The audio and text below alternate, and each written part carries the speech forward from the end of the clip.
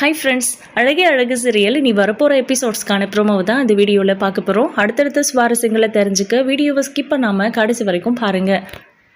ரேவதியை தங்கராஜ் கல்யாணம் பண்ணிட்டு போய் அணுவணுவாக சித்திரவதை பண்ணுறதுக்கு பதிலாக அவங்கள கல்யாணம் பண்ணாமையே விட்டுருந்துருக்கலாம். பாக்யராஜ் நம்ம தங்கராஜோட தங்கச்சியை கல்யாணம் பண்ணலை அப்படிங்கிறதுக்காக அவங்க இறந்துட்டாங்கன்னு சொல்லி இப்போ வரைக்கும் அந்த குடும்பத்தையும் நம்ம பாக்யராஜையும் மலரையும் ரொம்ப ரொம்ப கஷ்டப்படுத்திட்டு இருக்காங்க. ஒவ்வொரு இடத்துலையும் நம்ம தங்கராஜ் தான் எல்லாரை விட பெஸ்ட்டு அப்படின்னு அவர் எல்லாருக்கிட்டையும் காமிச்சிக்கணும் அப்படிங்கிறதுக்காகவே ஓவராக சீன் போடுவார். பட் ரேவதியை எனக்கு வேண்டாம் அப்படின்னு அப்போவே தூக்கி எறிஞ்சிருந்திருந்தா, அதாவது நம்ம வீட்டு பொண்ணை அவங்க கல்யாணம் பண்ணிக்கல, அதனால தான் அவள் இறந்துட்டா. அப்படி இருக்கும்போது நம்ம ஏன் அந்த வீட்டு பொண்ணை கல்யாணம் பண்ணணும்னு முடிவெடுத்து இருந்தார்னா ரேவதியாச்சும் தப்பிச்சிருந்திருப்பாங்க. அவங்கள கல்யாணம் பண்ணிட்டு வந்துட்டேன், அவளுக்கு வாழ்க்கை கொடுத்துட்டேன் அப்படிங்கிற பேரில் ரொம்ப ரொம்ப அடிமைத்தனமாக நடத்திட்டு இருக்காங்க. என்னதான் மலர் அந்த வீட்டில் அடிமை மாதிரி எல்லாருக்கும் வேலை செஞ்சு கொடுத்துட்டு இருந்தாலும் பொதுவாகவே அவங்களுக்கு வேண்டியது எல்லாத்தையும் நம்ம பாக்யராஜ் பார்த்துக்கிறாரு. மற்றவங்க எல்லாரும் அவங்கள கஷ்டப்படுத்தினாலும் சந்தோஷமாக பார்த்துக்கிறதுக்கு பாக்யராஜ் இருக்காரு. பட் ரேவதிக்கு அப்படி இல்லை. எல்லா இடத்துலையும் அவங்களுக்கு கஷ்டம்தான். வீட்டுக்கு வந்தாலும் கூட மாப்பிள்ளைக்கு கிடைக்கிற மரியாதை ரேவதிக்கு கிடையாது. ரேவதியை ஏதோ நம்ம தங்கராஜ் ரொம்ப சந்தோஷமாக பார்த்துக்கிற மாதிரியும் அதுக்காக அவருக்கு மரியாதை கொடுக்குற மாதிரியும் இவங்க ரொம்ப பில்டப் பண்ணிட்டு இருக்காங்க. ஆனால் தங்கராஜ் ரேவதி அந்த வீட்டுக்கு வந்தது அதுவும் சொல்லாமல் வந்துட்டாங்க அப்படிங்கிற ஒரு காரணத்துக்காக அவங்கள வீட்டை விட்டு வெளியே அனுப்பியிருக்காங்க. அதுவும் விடிகிற வரைக்கும் வெளியே தான் இருக்கணும். இதுதான் என்கிட்ட சொல்லாமல் திருட்டுத்தனமாக மலரோட பிறந்தநாளுக்கு போனதுக்கு உனக்கு தண்டனை அப்படின்னு சொல்லிட்டு போனாங்க. தங்கராஜோட அம்மா கூட சொன்னாங்க, இதெல்லாம் வேணாண்டா, எதுவாக இருந்தாலும் உங்களுக்குள்ளே பேசி முடிச்சுக்கோங்க அப்படின்னு. ஆனால் அவங்க கேட்கல. ரொம்ப மோசமாக ஒரு தண்டனையை கொடுத்துருக்காங்க. இதெல்லாம் ஏதோ ராஜ காலத்தில் தண்டனை கொடுக்குற மாதிரி ரொம்ப ஓவராக பண்ணிட்டு இருக்காரு. இது யாருக்கும் தெரியாது அப்படின்னு அவர் நினச்சிட்டாரு. பட் இவர் போதையில் என்ன பண்ணுறதுன்னு தெரியாமல் ஸ்டேட்டஸ் வச்சுட்டாரு. அந்த ஸ்டேட்டஸ் நம்ம பாக்யராஜ் கண்ணிலையா படணும். ஆக்சுவலாக நம்ம தங்கராஜ் ரேவதியை வெளியே அனுப்பிட்டு ரூம்குள்ளே போய் ஃபுல்லாக சரக்கு அடித்தார். அதுக்கப்புறம் அந்த போதையில் என்ன பண்ணுறதுன்னு தெரியாமல், கோவத்தை எப்படி காட்டுறதுன்னு தெரியாமல், மலர் மேலேயும் பாக்யராஜ் மேலேயும் இருக்கிற கோவத்தில் தங்கராஜ் ரேவதிக்காக ஒரு 4-5 ஸ்டேட்டஸ் வச்சாங்க. ஒய்ஃப்னா அப்படி இருக்கணும், ஒய்ஃப்னா இப்படி இருக்கணும், இல்லாட்டினா புருஷன் கோட்டை தாண்டாத ஒய்ஃபாக இருந்தால் தான் அவங்களுக்கெல்லாம் அன்பு கிடைக்கும், என்னதான் நல்லவனாக இருந்தாலும் பொண்டாட்டி நல்ல பொண்டாட்டியாக அமையறதில்லைங்கிற மாதிரிலாம் ஸ்டேட்டஸ் வச்சார். ஆல்ரெடி நைட் ட்ரைவ் போயிட்டு நம்ம பாக்யராஜும் மலரும் ரொம்ப லேட் நைட்டு தான் வீட்டுக்கு வந்தாங்க. வெளியவே நல்லா சாப்பிட்டுட்டு வந்ததுனால மதியோட சப்போர்ட்னால இவங்க தைரியமாக போயிட்டு பத்திரமா வீட்டுக்கு வந்துட்டாங்க. யாருக்கும் தெரியாமல் ரூம்குள்ளேயும் போய் படுத்துட்டாங்க. ஸோ இந்த நாள் என் வாழ்க்கையில் மறக்க முடியாத நாள் அப்படின்ற மாதிரி பயங்கர சந்தோஷமாக பாக்யராஜ் கிட்ட எல்லாம் அதை பற்றி ஷேர் பண்ணிட்டு இருந்தாங்க. என்ன இருந்தாலும் காலையில் எனக்கு என்னோட ரொட்டீன் நான் பண்ணித்தானே ஆகணும், அதனால நான் தூங்குறேங்க அப்படின்னு மலர் படுத்துட்டாங்க. கொஞ்ச நேரம் ஃபோன் பார்த்துட்டு இருந்தவர் இந்த ஸ்டேட்டஸை பார்க்குறாரு. பயங்கரமாக கோவப்படுறாரு. அதாவது எதுக்காக இந்த மாதிரி ஸ்டேட்டஸ் வைக்கணும்? மனைவி அப்படின்னா நம்ம தங்கராஜை பொறுத்த வரைக்கும் அவங்க ஒய்ஃப் ரேவதி தானே. ஸோ ரேவதியை பற்றி தான் இவர் ஸ்டேட்டஸ் வச்சுருக்காரு. என்னவா இருக்கும்? ஏதாவது சண்டையாக இருக்குமா? ரேவதி மேலே இருக்கிற கோவத்தில் தான் இந்த மாதிரியெல்லாம் ஸ்டேட்டஸ் வச்சுருக்காரு. ஒருவேளை மலரோட பிறந்த நாளுக்கு ரேவதி வந்ததுனால கோவமாக இருப்பாரா அப்படிங்கிற மாதிரிலாம் பயங்கரமாக யோசிச்சுட்டு இருக்காரு. இங்கே நின்று யோசிச்சுட்டு இருக்கிறத வீடு வரைக்கும் போய் பார்த்துட்டு வந்துட்டா போகுது அப்படின்னு யோசிச்சுட்டு யாருக்கும் தெரியாமல் நம்ம பாக்யராஜ் வெளியே கிளம்பி போகிறாரு. இவர் பயந்த மாதிரியே, இவர் நினச்ச மாதிரியே அங்கே வீட்டுக்கு வெளியே ரேவதி உட்காந்துருக்காங்க. அங்கே போய் பார்க்கும்போது பயங்கரமாக கோவப்படுறாரு. இவர் என்ன நடந்திருக்கோம் அப்படின்னு இவரால் கெஸ் பண்ண முடியுது. ஏன்னா தங்கராஜை பற்றி முழுசாக தெரிஞ்சவங்க அப்படின்னா நம்ம மலரும் பாக்யராஜும் தான். மற்றவங்க எல்லாருமே அவரோட வெளி வேஷத்தை தான் நம்பிக்கிட்டு இருக்காங்க. ரேவதிக்குமே தெரியும். அதனால தான் அவருக்கு ஏதாவது ஒரு சின்ன கஷ்டம், அவர் ஏதாவது இடத்துல அவமானப்படுறாரு அப்படின்னா ஒரு பொண்டாட்டியாக யோசிக்காமல் பொதுவாக அவங்களுக்கு ஏதோ எதிரி மாதிரி தான் நம்ம மலரும் ரேவதியும் அதை பேசி சிரிச்சுப்பாங்க. இதுக்கு முன்னாடி ஒரு முறை நம்ம அழகுமதி திட்டாங்க போயா அப்படின்னு. அந்த வார்த்தை அவருக்கு ரொம்ப அவமானமாக இருந்துச்சு. அந்த விஷயத்தை பற்றி தெரிஞ்சுக்கிட்டு நம்ம ரேவதியும் மலரும் பேசி பேசி பயங்கரமாக சிரிச்சுக்கிட்டு இருந்தாங்க. அந்த மாதிரி என்னமோ சிஸ்டர்ஸ் மாதிரி இவங்க 2 பேரும் இருப்பாங்க. ரேவதிக்கு பாக்யராஜ்னா அவ்வளோ பிடிக்கும். அதே மாதிரி தான் சுரேஷை விட பாக்யராஜ் மேலே தான் அவங்களுக்கு அதிக மதிப்பும் மரியாதையும் இருக்கும். பாக்யராஜோட அன்பு கூட நம்ம குறைச்சி எடை போட முடியாது. ரேவதி மேலே அவருக்கு அவ்வளோ அன்பு இருக்குது. அது மட்டும் இல்லை, ரேவதிக்கு ஏதாவது ஒரு சின்ன கஷ்டம், அவங்களோட முகம் கொஞ்சமாக வாட்டமாக இருக்குது அப்படின்னா கூட அவரால் அதை தாங்கிக்க முடியாது. அவங்களுக்காக மட்டும்தான் இப்போ வரைக்கும் தங்கராஜ் கிட்ட அளவுக்கு அதிகமாக எதுவும் தேவையில்லாமல் கேள்வி கேட்குறதோ பேசுகிறதோ இல்லை அவர் அவமானப்படுத்தினாலும் அதை பற்றி எதுவும் பேசாமல் இருக்கிறது எல்லாத்துக்கும் காரணம் ரேவதி மேலே இருக்கிற அன்புனால தான். ஸோ அது எல்லாமே ரேவதிக்கும் புரியுது. இப்போது அப்படி அவ்வளோ பாசம் வச்சிருக்கிற அந்த தங்கச்சியை வீட்டை விட்டு வெளியே அனுப்பியிருக்காங்க. இப்படி வெளியே உட்காந்துக்கிட்டு இருக்கிறா, அதுவும் இவ்வளோ பெரிய வீடு, பணக்காரன், அவனுக்கு கல்யாணம் பண்ணி கொடுத்துருக்கோன்னு வீட்டில் எல்லாரும் ரொம்ப பெருமிதமாக இருக்காங்க. மாப்பிள்ளை நம்ம பொண்ணை ரொம்ப சந்தோஷமாக வச்சிருக்கிறதா நினச்சிட்டு இருக்காங்க. ஆனால் இங்கே வந்து பார்த்தால தெரியும் அப்படின்ற மாதிரி தான் அங்கே ஒரு இன்சிடென்ட் நடந்திருக்கு. அவர் ரேவதி அப்படின்னு கூப்பிடவும் அவங்க வந்து கேட் ஓப்பன் பண்ணி விடுறாங்க. என்னென்ன இந்த நேரத்தில் இங்கே எதுக்குன்னு வந்த, நீ கிளம்புன அப்படின்றாங்க. என்ன ரேவதி வீட்டுக்கு வந்திருக்கேன் கிளம்புன்னு சொல்கிற அப்படின்னு. அண்ணே ப்ளீஸ்ண்ணே நீங்கள் இருந்து கிளம்புன அப்படின்னு சொல்கிறாங்க. நீ எதுக்கு வெளியே இருக்குன்னு சொல்லு அப்படின்னு கேட்குறாங்க. இல்லை வா என் கூட அப்படின்னு சொல்லி உள்ளே கூப்பிட்டு போகிறாங்க. அதாவது கதவு கிட்ட கூப்பிட்டு போகிறாங்க. ரேவதி எதுக்கு நீ வெளியே இருக்குன்னு சொல்லு, ஏதாவது பிரச்சனையா ஏதாவது சண்டையா அப்படின்னு. ஐயோ அண்ணா சண்டையெல்லாம் ஒன்றும் இல்லைண்ணே, எங்களுக்குள்ள எந்த பிரச்சனையும் இல்லை, நாங்கள் நல்லா தான் இருக்கோம் அப்படின்னு சொல்கிறாங்க. வழக்கமாக நம்ம தங்கராஜ் வந்து தான் எங்கே இருக்கோங்கிறது தெரியாத அளவுக்கு போதையில் இருப்பார். நைட்லனா அவ்வளோ சரக்கு அடிப்பார். ஆனால் இப்போ ஏதோ லைட்டாக தான் சரக்கு போட்டிருப்பார் போல், தெளிவாகவே இருக்கார். ஏதோ வெளியே சத்தம் கேட்குது அப்படின்னு சொல்லி அவர் டோர் ஓப்பன் பண்ணிட்டு வெளியே வந்து யார் கூட பேசிட்டு இருக்கிற அப்படின்னு ரேவதி கிட்ட கேட்குறாங்க. அண்ணன் வந்திருக்குதுங்க அப்படின்னு சொல்கிறாங்க. இவன் எதுக்கு இப்படி இந்த நேரத்தில் வந்தான், இவனை எதுக்கு இங்கே வர சொன்ன அப்படின்னு கோவமாக கேட்குறாரு. அண்ணனை நான் வர சொல்லலை, அதுவாக தான் வந்திருக்குது அப்படின்னு ரேவதி சொல்கிறாங்க. ஆமாம் நீ சொல்லாமல் எப்படி உன் அண்ணனுக்கு தெரியும் அப்படின்னு கேட்குறாங்க. என்ன நடக்குதுங்க உங்களுக்குள்ள ஏதாவது சண்டையா அப்படின்னு. ஐயோ நான் தான் சொன்னேனே சண்டையெல்லாம் ஒன்றும் இல்லை, நான் சும்மா தான் வெளியே உட்காந்துட்டு இருந்தேன், உள்ள புழுக்கமாக இருக்குன்னு அப்படின்றாங்க. வீடு ஃபுல்லாக ஏசி இருக்குது, புழுக்கமாக இருக்குன்னு வெளியே வந்து உட்காந்தியா, யார்கிட்ட போய் சொல்கிற அப்படின்னு கேட்குறாரு. அண்ணே ப்ளீஸ்ண்ணே இது எங்கள் பிரச்சனை, நாங்கள் பார்த்துக்குறோம், நீங்கள் இருந்து கிளம்புன, நீ தேவையில்லாமல் இதுக்குள்ளே வர வேண்டாம் அப்படின்றாங்க. என்ன நடந்துச்சுன்னு ஃபோன் பண்ணி போட்டு கொடுத்ததும் இல்லாமல் இப்போ அப்படியே நடிக்கிறியா அப்படின்றாரு தங்கராஜ். என்னாச்சு, எதுக்காக ரேவதியை வீட்டை விட்டு வெளியே அனுப்பியிருக்கீங்க, உங்களுக்கு அவ மேலே ஏதாவது கோபம் சண்டை அப்படின்னா எங்கள் வீட்டுக்கு அனுப்பி வைக்க வேண்டியது தானே, சண்டை முடிஞ்சதுக்கப்புறம் கூப்பிட்டு போயிருக்கலாம், இல்லை ஏதோ ஒன்று இல்லையா, புருஷ மண்டாட்டி சண்டை வீட்டுக்குள்ளே பேசி முடிக்க வேண்டியது, இப்படி வெளியே அனுப்பி விடுவீங்களா, விடியற வரைக்கும் இவ இங்கே இருக்கணுமா அப்படின்னு கேட்குறாங்க. அதெல்லாம் நாங்கள் பார்த்துக்குறோம், என் பொண்டாட்டியை எப்படி நடத்தணுங்கிறத நீ எனக்கு ஒன்றும் சொல்லித்தர தேவையில்லை அப்படின்றாங்க. உன் தங்கச்சியை நான் எப்படியெல்லாம் பார்த்துக்கிறேன்னு தெரிஞ்சிருந்தோம், எங்கிட்டயே கேள்வி கேட்குற அளவுக்கு உனக்கு தைரியம் வந்துடுச்சா, தயவு செஞ்சுங்கிறது கிளம்பிடு, அதுதான் உனக்கு நல்லது அப்படின்றாரு தங்கராஜ். அப்படியெல்லாம் போக முடியாது, ரேவதி என்ன நடந்துச்சுன்னு சொல்லு அப்படின்னு கேட்குறாங்க. இல்லை நான் தெரியாமல் தான் கேட்குறேன், இப்போ உனக்கு என்ன தெரியணும், என் பேச்சை கேட்கலனா அப்படி தான் பண்ணுவேன், உனக்கு என்ன வந்தது, என் பொண்டாட்டி எப்படி நடத்தணும்னு எனக்கு தெரியும், மரியாதைங்கிறது கிளம்பு அப்படின்னு சொல்லி கத்துறாரு. ஓஹோ இதே சுரேஷ் வந்து இப்படி பேசியிருந்தா இப்படி தான் பேசியிருப்பீங்களா அப்படின்னு கேட்குறாரு தங்கராஜ். யார் வந்தாலும் என் பொண்டாட்டி விஷயத்தில் தலையிட்டா நான் அப்படி தான் பேசுவேன், இது ஒன்றும் உங்கள் வீடு இல்லை, இப்போது அவள் உன் தங்கச்சி மட்டும் கிடையாது, அவள் முதல்ல எனக்கு பொண்டாட்டி, அதுக்கப்புறம் தான் எல்லாமே அப்படின்றாங்க. அவள் முதல்ல எனக்கு தங்கச்சி, அதுக்கப்புறம் தான் உங்கள் பொண்டாட்டி, நீங்கள் தேவையில்லாமல் இந்த மாதிரிலாம் பண்ணிட்டு இருந்தீங்கன்னா நான் பார்த்துட்டு சும்மா இருக்க மாட்டேன் அப்படின்றாங்க. அவள் அப்படி என்ன தப்பு பண்ணிட்டான்னு வீட்டை விட்டு வெளியே அனுப்பியிருக்கீங்க, அதுவும் விடிகிற வரைக்கும் வெளியே இருக்கணும்னு சொல்லியிருக்கீங்க அப்படின்னு கேட்குறாங்க. பாத்தியா உன் அண்ணனே சொல்லிட்டான், அப்போ நீ தானே ஃபோன் பண்ணி சொன்ன அப்படின்னு. ஐயோ நீங்கள் வேற ஏங்க, நான் ஃபோனே வெளியே எடுத்துகிட்டு வரல, நீங்கள் என்னை வெளியே அனுப்பும்போதே ஃபோன் எல்லாம் மேலே தானே இருந்துச்சு, பேசிட்டே இருக்கும்போது தானே வெளியே அனுப்பி விட்டுட்டீங்க அப்படின்னு கேட்குறாங்க. இதோ இப்போ அப்டேட் கொடுத்துட்டல அப்படின்றாரு. நீங்கள் கேட்டதுக்கு நான் சொன்னேன் அப்படின்னு. அப்போ உன் அண்ணனுக்கு தெரியணும்னு நீ சொல்லலை அப்படின்னு கேட்குறாங்க. இங்கே பாருங்க மாப்பிள்ள, நான் ஒன்றும் ரேவதி சொல்லி இங்கே வரல, நீங்கள் வச்சுருந்த வாட்ஸ்அப் ஸ்டேட்டஸை பார்த்து தான் வந்திருக்கேன், நீங்கள் என்ன வச்சுருந்தீங்கன்னு உங்களுக்கே என்ன மறந்து போச்சா அப்படின்னு கேட்குறாங்க. ஓ அப்படி, அப்போது அதை வச்சு உங்கள் தங்கச்சிக்கு ஏதோ பிரச்சனைன்னு நீங்கள் கண்டுபிடிச்சிட்டிங்க, இல்லை நல்ல அண்ணன் தங்கச்சி உறவு இல்லை அப்படின்றாங்க. எனக்கும் அப்படி ஒரு தங்கச்சி இருந்தாடா அப்படின்னு சொல்லி அப்படி கடுப்பாக பார்க்குறாரு. ஐயோ நடந்து போன விஷயத்தை வச்சு எத்தனை நாளைக்கு இந்த மாதிரி இருக்கிறவங்கள டார்ச்சர் பண்ணுவீங்க, அவங்க தான் இல்லைல்ல, ஏதோ ஒரு அசம்பாவிதம் நடந்துருச்சு, அதுக்கு பொறுப்பு நான் ஏற்றுக்கிறேன், நீங்கள் வந்து என்னன்னாலும் பேசுங்க திட்டுங்க, என் மேலே கோவத்தை காட்டுங்க, ரேவதி மேலே ஏன் காட்டுறீங்க, அவள் உங்கள் மேலே எவ்வளோ அன்பாக இருக்கா, உங்களுக்கு பயந்து தானே நடந்துக்கிறா, ஒவ்வொரு இடத்துலையும் அவளை ஏன் டார்ச்சர் பண்ணுறீங்க அப்படின்னு கேட்குறாங்க. அவள் உங்கள் வீட்டுக்கு வந்ததே தப்பு, என்னை கேட்காம வந்தது அதை விட தப்பு, பொய் சொன்னது அதை விட தப்பு, மலரோட பிறந்த நாளுக்காக இத்தனை விஷயங்களை இத்தனை தவறுகளை பண்ணியிருக்காளே அது அதை விட தப்பு அப்படின்னு சொல்கிறாரு. இப்போ என்ன பண்ணணும்னு நினைக்கிறீங்க அப்படின்னு கேட்குறாரு பாக்கியராஜ்.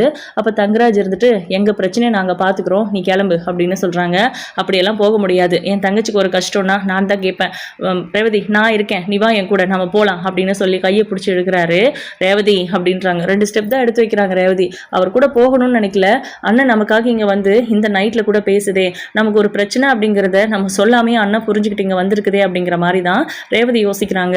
ஆனால் தங்கராஜுக்கு அதெல்லாம் ஒன்றும் புரியலை, அதுதான் மக்கு மரமண்டையாச்சு, அவருக்கு ஏதோ பெரிய வில்லங்கிற நினைப்பு, அந்த மாதிரிலாம் ஃபேஸை பார்த்தா ஜஸ்ட் ஒரு முறைச்சா அந்த வில்லன் கலை வந்துடாது, ரொம்ப ஓவராக பண்ணிட்டு இருக்காரு. சில நேரங்களில் அவர் பண்ணுற வில்லத்தனம் காமெடியாக இருக்குன்னு தான் சொல்லணும். இப்போ ரேவதி இருந்துட்டு அப்படியே நிற்கிறாங்க. என்னங்க அப்படின்னு கேட்குறாங்க. இப்போ என்ன உன் அண்ணன் கூட போக போறியா அப்படின்னு.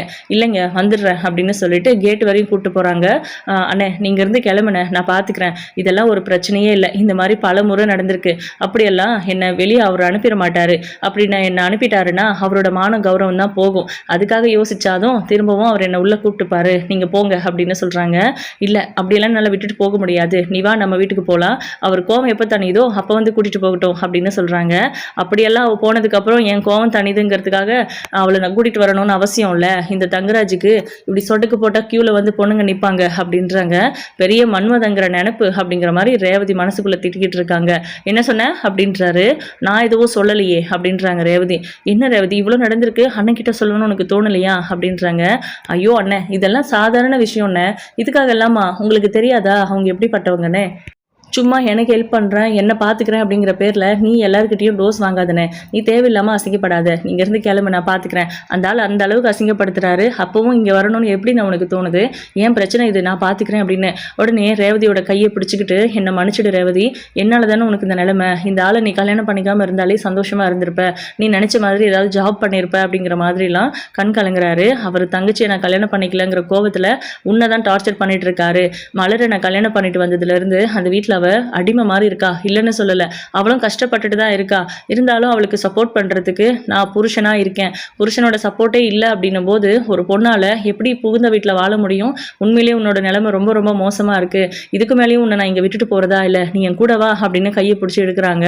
தங்கராஜுக்கு உள்ளுக்குள்ளே பக்கு பக்குங்குது, ஆனால் வெளியே வந்து எதுவுமே தெரியாத மாதிரியும் பயப்படாத மாதிரியும் காமிச்சிக்கிறாரு. இப்போ அவர் நிற்கிறாருல கம்பீரமா, அந்த கம்பீரம் அப்படியே உடஞ்சி போயிடும்னே, நான் வரல நான் இங்கேயே இருக்கேன் அப்படின்ட்டு. ரேவதி அப்படின்னு கூப்பிடுறாரு தங்கராஜும். பார்த்தல நான் பார்த்துக்கிறேனே, அவர் அவ்வளோதான், நீங்கள் போங்க அப்படின்னு சொல்லிட்டு ரேவதி தங்கராஜ் கிட்ட வந்து என்னங்க அப்படின்னு கேட்குறாங்க.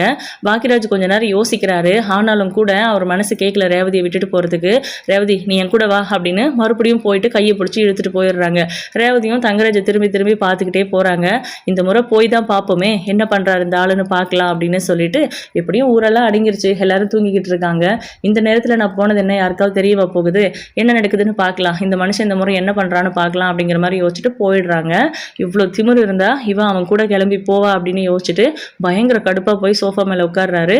இந்த பக்கம் நம்ம ரேவதி பாக்கியராஜ் கூட வீட்டுக்கிட்ட வந்து இறங்குறாங்க. வீட்டில் யாருக்காவது தெரிஞ்சால் பயங்கரமாக கோவப்படுவாங்க, சண்டை போடுவாங்க, இப்போவே இவங்க கூட்டிகிட்டு போய் அங்கே விட்டுட்டு வந்துடுவாங்க அப்படிங்கிற மாதிரிலாம் உள்ளுக்குள்ளே யோசிச்சுட்டு இருக்காங்க. ஆனால் எல்லாருமே தூங்கிக்கிட்டு இருக்கிறதுனால யாருக்குமே தெரியறதில்ல. அவரோட ரூமில் கூட்டிகிட்டு போய் விட்டுட்டு நீ உன் அண்ணி கூட படுத்துக்கோ, நான் வெளியே படுத்துக்கிறேன் அப்படின்னு சொல்கிறாங்க. ஆனால் வேண்டாண்ணே, வீட்டில் இருக்கிறவங்களுக்கு தெரிஞ்சால் பெரிய பிரச்சனை ஆகும், கொஞ்ச நேரம் இருந்துட்டு நான் விடிகிற ஸ்டேஜில் எந்திரிச்சு கிளம்பிடுறேன், எப்படியும் மதி ஜாக்கிங் போவாள், அவ கூடவே போய் அப்படி நான் வீட்டுக்கு போயிடுறேன் அப்படின்றாங்க. ஓ இப்போ நீ வீட்டுக்கு போனால் உன்னை அந்த மனுஷன் ஏற்றுப்பாருன்னு நினச்சிட்டு இருக்கியா, கோல வெளியில் இருப்பார், வந்து அப்பா அம்மா கிட்ட பேசிட்டு உன்னை கூட்டிகிட்டு போகட்டும், அவர் பண்ணது எல்லாத்துக்கும் வீட்டில் இருக்கிறவங்க கேட்குற கேள்விக்கு பதில் சொல்லணும் அப்படின்ட்டு. அப்போ ரேவதி சிரிக்கிறாங்க.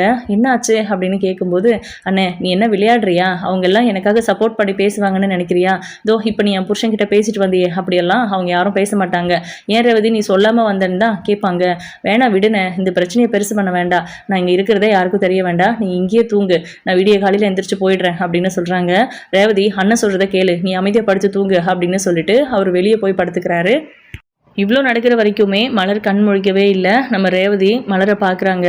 ஒரு விஷயத்தில் நீங்கள் கொடுத்து வச்சவங்க அண்ணி, எங்கள் அண்ணனுக்கு பொண்டாட்டியாக வந்திருக்கீங்க, ரெண்டாவது நீங்கள் படுற எல்லா கஷ்டங்களுக்கும் ஒரே ஒரு மருந்து எங்கள் அண்ணன் தான், அதே மாதிரி தான் எனக்கும், என்ன பண்ணுறது, அண்ணன் நல்லவராக இருந்தாலும் இல்லாட்டினாலும் கட்டின புருஷன் நல்லவனாக இருந்தால் பொண்ணோட வாழ்க்கை நல்லபடியாக அமைஞ்சிடும், ஆனால் நான் அணுவாக சித்திரவதையை அனுபவிச்சுட்ருக்கேன், இதுக்கு என்னமோ நீங்களும் அண்ணனும் கல்யாணம் பண்ணிக்கிட்டது தான் காரணம்னு அண்ணன் சொல்லிட்டு இருக்குது. அப்படியெல்லாம் எதுவும் இல்லை, அந்த மனுஷன் பேசிக்காகவே அந்த கேரக்டர் தான், யாருமே சந்தோஷமாக இருக்கக்கூடாது, அவர் சொல்கிறது தான் எல்லாரும் கேட்கணுங்கிற ஒரு மனநிலைமை, ஒரு சின்ன விஷயம்னா கூட அவர் சொல்லி தான் நடக்கணும், அவர் சொல்கிறது தான் அங்கே நடந்திருக்கணும் அப்படிங்கிற மாதிரியான ஒரு மென்டாலிட்டி, அதெல்லாம் ஒரு சைக்கோ கேரக்டரு, அதெல்லாம் மாறவே மாறாது, அண்ணனுக்கு எப்படி தான் சொல்லி புரிய வைக்க போகிறணும் அப்படின்னு ரேவதி யோசிச்சுட்டு படுக்கிறாங்க. விடிகிற வரைக்கும் அவங்களுக்கு தெரியல, தூக்கமே தெரியல, நல்லா தூங்கிட்டாங்க. திடீர்னு எந்திரிச்சு பார்த்தா நம்ம மலர் வந்து கிச்சனில் வேலை பார்த்துட்டு இருக்கிற சத்தம் கேட்குது. இப்போ நம்ம வெளியே போகலாமா வேணாமா அப்படின்னு யோசிச்சுட்டு இருக்காங்க. அப்போ பாக்கியராஜை வந்து மலர் எழுப்புறாங்க. எங்க எந்திரிங்க அப்படின்னு சொல்லிட்டு காஃபி கொடுக்குறாங்க. நீ எப்போ எந்திரிச்ச அப்படின்னு, ஏங்க டைம் என்னன்னு நினச்சிட்டு இருக்கீங்க அப்படின்னு கேட்குறாங்க. ஓ அவ்வளோ நேரம் ஆயிடுச்சா, ரேவதி எங்க அப்படின்னு கேட்குறாங்க. நானும் கேட்கணும்னு நினச்சேன், ரேவதி எப்போ கூட்டிகிட்டு வந்தீங்க, அதுவும் நைட்டில் இருக்காவ அப்படின்ட்டு. அதுவா, அது ஒரு பெரிய கதை, உள்ளே வா பேசலாம் அப்படின்னு சொல்லிட்டு நான் உள்ளே வந்துட்டா கிச்சனில் யாரும் இல்லைன்னு டவுட் வராதா, நீங்கள் தெரியாமல் கூட்டிகிட்டு வந்து ரூமில் படுக்க வச்சுருக்கீங்க அப்படின்னாலே புரியுது, ஏதோ சண்டைன்னு நினைக்கிறேன், ஏதாவது பிரச்சனையா ரேவதி வீட்டில் அப்படின்னு கேட்குறாங்க. அவர் ஒரு மாதிரி தயங்குறாரு சொல்கிறதுக்கு. சொல்லுங்க, என்கிட்ட சொல்கிறதுக்கு என்ன அப்படின்னு. அது வந்து நான் சொல்கிறதுனால ஒன்றும் இல்லை, நீ உண்மையில பழிய போட்டுப்பியோன்னு தோணுது அப்படின்றாங்க. ஓ, என்னோட பிறந்தநாளுக்கு ரேவதி வந்தாலே அதுக்காக சண்டையா அப்படின்னு கேட்குறாங்க. ஆமாம் மலரு, அவள் சொல்லாமல் வந்திருக்கா அதனால தான் அப்படின்றாங்க. சொல்லாமல் வந்தால் தான் என்னங்க, சொல்லியிருந்தா அவர் அனுப்பியிருப்பாரா? ஏதோ என் மேலே இருக்கிற பாசத்தில் வந்துட்டா அப்படின்னு. உன் மேலே அவள் பாசமாக இருக்காங்கிறது தானே அந்த ஆளோட பிரச்சனையாக இருக்கும் அப்படின்றாரு பாக்கியராஜ். சரி, நீங்கள் என்ன சொல்லிட்டு வந்தீங்க அப்படின்னு கேட்குறாங்க. அதாவது இதெல்லாம் உங்களுக்கு எப்படி தெரிஞ்சது, ரேவதி கால் பண்ணலா, என்ன நடந்துச்சு அப்படிங்கிறத பற்றி கேட்குறாங்க. நீ வேற, நான் அங்கே போய் பார்க்கும்போது துடிச்சு போயிட்டேன் தெரியுமா. ரேவதியை வீட்டை விட்டு வெளியே அனுப்பியிருந்தாரு, விடிகிற வரைக்கும் வெளியே தான் இருக்கணும்னு சொல்லியிருக்காரு. அவர் ஒரு ஸ்டேட்டஸ் வச்சுருந்தாரு. அடுத்தடுத்து ஸ்டேட்டஸ் எல்லாத்தையும் நான் பார்க்குறேன், எனக்கு ரொம்ப கஷ்டமாக இருந்துச்சு. ஏன் இவர் இந்த மாதிரி ஸ்டேட்டஸ் வச்சுருக்காரு, ஒய்ஃபை திட்டுற மாதிரி, ஒய்ஃபை வந்து கட்டுப்பாட்டில் வச்சுக்கணுங்கிற மாதிரிலாம் இருந்துச்சு. என்னவா இருக்கும்னு தான் நான் அங்கே போய் பார்த்தேன். ரேவதி வெளியே இருக்கிறத பார்த்து ரொம்ப கஷ்டமாயிடுச்சு. அதுக்கப்புறமா நான் அவளை அவர்கிட்ட சண்டை போட்டுட்டு என் தங்கச்சியை நான் கூப்பிட்டு கூட்டிகிட்டு வந்துட்டேன். அவள் வரமாட்டேன்னு தான் சொன்னான், ஃபோர்ஸ் பண்ணி தான் கூட்டிகிட்டு வந்திருக்கேன். இதுக்கப்புறம் என்ன நடக்க போகுதுன்னு தெரியல அப்படின்ட்டு. வீட்டில் எல்லாருக்கும் தெரியட்டுங்க, தெரியாமலாம் எதுவும் செய்ய வேண்டாம் அப்படின்றாங்க மலர். இல்லை வேண்டாம் அப்படின்னு. இல்லை, அவர் ரொம்ப தங்கமான மாப்பிள்ளைன்னு எல்லாரும் சொல்லிட்டு இருக்காங்கல்ல, அவர் எப்படிப்பட்டவர், ரேவதியை எப்படி வச்சிருக்காருன்னு அவங்களுக்கு தெரியட்டுங்க, அவங்க முடிவெடுக்கட்டும் அப்படின்னு சொல்லிட்டு இப்போ ரேவதிக்கு காஃபி கொடுக்கறதுக்காக வெளியே கூப்பிட்டு வராங்க. நீ யாருக்காவது தெரிய போகுது நான் எந்திரிச்சிட்டு நான் இங்கே வந்திருக்கிறது அப்படின்றாங்க. கரெக்டாக நம்ம ராகவன் லக்ஷ்மி வராங்க ஆஸ் யூஷுவல், அவள் ஜாகிங் போகிறதுக்காக. என்ன ரேவதி இங்கே இருக்க அப்படின்னு கேட்குறாங்க. ஏன் இது அவளோட வீடும் தானே, அவள் வரக்கூடாதா இங்கே அப்படின்னு நம்ம மலர் கேட்குறாங்க. நான் உன்னை கேட்கல, என் பொண்ணுக்கிட்ட கேட்டேன், என்னமா நடந்துச்சு அப்படின்னு கேட்குறாங்க. நான் சொல்கிறேன் அப்படின்னு பாக்கியராஜ் நடந்த எல்லா விஷயத்தையும் சொல்லிடுறாங்க. ராகவன் பயங்கர கோபத்தில் இருக்காங்க. இப்போ சுரேஷ் வந்து விடிய காலையில், அதாவது இவங்க வாக்கிங் போகலான்னு கிளம்பும் போது தான் அவர் வராரு. என்னடா இப்போ தான் வரியா அப்படின்னு லக்ஷ்மி கேட்குறாங்க. இங்கே நடக்கிற கூத்தெல்லாம் பாத்தியா சுரேஷ் அப்படின்னு கேட்குறாங்க. என்ன ரேவதி இவ்வளோ காலையில் வந்திருக்க, என்னாச்சு அப்படின்னு கேட்டுட்ருக்காங்க. அதுக்கப்புறம் நடந்த விஷயத்த அவர்கிட்டையும் எல்லாரும் சொல்கிறாங்க. இப்போ மதிக்கு வேற என்ன பேசுறதுனே தெரியல, இவ்வளோ மோசமான ஆளா அவர், வெளியாளுங்க கிட்ட தான் இப்படி நடந்துக்கிறாரு அப்படின்னா வீட்டில் இருக்கிறவங்க கிட்ட, குழந்தைகிட்ட, பொண்டாட்டிக்கிட்டையும் இப்படி தான் நடந்துப்பாரா, சரியான ரக்கடான பர்சனாக இருப்பார் போல அப்படின்னு பயங்கர கடுப்பாக இருக்காங்க மதியுமே. இப்போ எல்லாருமா இருக்கிற சமயத்தில் கரெக்டாக விடிகிற ஸ்டேஜில் தங்கராஜ் வராரு. நான் நைட்டே வந்திருப்பேன், இப்போ வந்திருக்கேன், அதாவது ஒரு சில காரணத்தினால தான் நான் இப்போ வந்திருக்கேன் அப்படிங்கிற மாதிரி சொல்கிறாங்க. என்னாச்சு மாப்பிள்ள, உங்களுக்கும் ரேவதிக்கு ஏதாவது சண்டையா? ஏதாவது சண்டைனா வீட்டுக்குள்ளேயே வச்சிருக்கலாம்ல, உங்களுக்குள்ளே பேசி தீர்த்துருக்கலாம்ல, இல்லை விடிஞ்சதுக்கப்புறம் எதுவாக இருந்தாலும் பார்த்துருக்கலாம். நைட்டு விடுற வரைக்கும் வெளியே இருக்கணும் அப்படின்னு சொன்னதெல்லாம் கொஞ்சம் தப்பு தானே மாப்பிள்ள அப்படின்றாங்க ராகவன். நீங்கள் இப்படி பேசுவீங்கன்னு எதிர்பார்க்கலாமாம்மா, எதுக்காக உங்கள் புருஷன்கிட்ட சொல்லாமல் இங்கே வந்தேன்னு கேட்பீங்கன்னு எதிர்பார்த்தேன். அதுதானே நல்ல அப்பா அம்மாக்கு அழகு. என்னோட மாமியார் மாமனார் ரொம்ப கரெக்டானவங்க, அவங்க பிள்ளைய ஒழுக்கமாக வளர்த்துருக்காங்கன்னு நான் நினச்சிட்டு இருக்கேன். ஆனால் ரேவதி பண்ணுறது எதுவுமே எனக்கு சரியில்லை. மதியம் மலரும் சேர்ந்துக்கிட்டு ரேவதியை கெடுத்துருவாங்க போல இருக்கு. அவங்க 2 பேரும் பிறந்தநாள் கொண்டாடுறாங்க அப்படின்னா முறைப்படி மாப்பிள்ளையை வீட்டுக்கு கூப்பிட்டுருந்தா நானே என் பொண்டாட்டியை கூட்டிகிட்டு வந்து இந்த பர்த்டே பார்ட்டியை கொண்டாடி முடிச்சுட்டு கிளம்பி போயிருந்திருப்பேன். அது பண்ணாமல் அவளுக்கு மட்டும் ஃபோன் பண்ணி சொல்லி அவளை மட்டும் வர வச்சிருக்கிறா மதி அப்படின்னு கேட்குறாங்க. இதெல்லாம் கேட்கும்போது பயங்கரமாக கோவம் வருது. இது எதுக்குமே மற்றவங்க காரணம் இல்லை, நான் தான் காரணம் அப்படின்னு தன்னை ப்ளேம் பண்ணிக்கிறாங்க மலர். இங்கே பாருங்க மாமா, நான் இப்போ சொல்கிறேன், நான் இந்த வீட்டுக்கு திரும்பவும் வரணும் போகணும் அப்படிங்கிற எண்ணம் உங்களுக்கு இருந்துச்சுன்னா இப்போவே இந்த நிமிஷமே உங்கள் மருமகளும் உங்கள் மகனும் வீட்டை விட்டு போகணும், இல்லையா நான் இங்கே இனிமேல் வரவே மாட்டேன் அப்படின்னு சொல்கிறாங்க. பயங்கரமாக வந்து ஷாக்கிங்காக இருக்குது எல்லாருக்குமே. ஆனால் இந்த விஷயத்தை அக்செப்ட் பண்ணி தான் ஆகணும், இதுதான் வாய்ப்புன்னு நினச்சி அவங்க 2 பேரும் வெளியே போகிறாங்க அப்படிங்கிற மாதிரி தான். அதாவது நம்ம மலரும் பாக்கியராஜும் என்ன பண்ணுறாங்கன்னா உள்ளே போயிட்டு அவங்க திங்ஸ் எல்லாம் ஏதோ கொஞ்சம் மட்டும் பேக் பண்ணி எடுத்துக்கிட்டு குழந்தைய கூப்பிட்டுக்கிட்டு வெளியே போகிறாங்க. இவங்களுக்கெல்லாம் ரொம்ப பதற்றமாக இருக்குது. ரேவதி இருந்துட்டு நம்மளால எதுக்கு இவங்களுக்குள்ள பிரச்சனை அப்படிங்கிற மாதிரி யோசிச்சுட்டு இருக்காங்க. அண்ணே அப்படின்னு சொல்லிட்டு ரேவதி வந்து பாக்கியராஜ் கிட்ட, நான் இங்கேருந்து போயிடுறேன், இனிமேல் நான் இங்கே வரவே மாட்டேன், நீங்கள் இங்கே இருங்க அப்படின்னு சொல்கிறாங்க. என்னை விட இந்த வீட்டுக்கு மாப்பிள்ளை தான் ரொம்ப முக்கியங்கிறது அவங்க பேசுகிறதுலே தெரியுது. அதனால நான் இங்கேருந்து கிளம்பிடுறேன், என்னால் எதுக்கு மாப்பிள்ளையை நீங்கள் எல்லாரும் இழக்கணும் அப்படிங்கிற மாதிரி சொல்லிட்டு அவங்க பாட்டுக்கு வீட்டை விட்டு வெளியே போயிடுறாங்க. இதுக்கப்புறம் என்ன நடக்க போகுது, பாக்கியராஜால் அந்த வீட்டுக்கான கான்ட்ரிபியூஷன் அந்த அமௌண்ட்டு யார் வந்து ஈக்குவல் பண்ண போகிறாங்க அப்படிங்கிறதையும், பாக்கியராஜ் மலர் இல்லாட்டினா அந்த வீடு எப்படி ரன் ஆக போகுது அப்படிங்கிறதையும் வெயிட் பண்ணி பார்க்கலாம். உங்களோட கருத்துக்களை கமெண்ட் பண்ணுங்கள். இந்த வீடியோ பிடிச்சிருந்தா ஒரு லைக் கொடுங்க. தேங்க்யூ.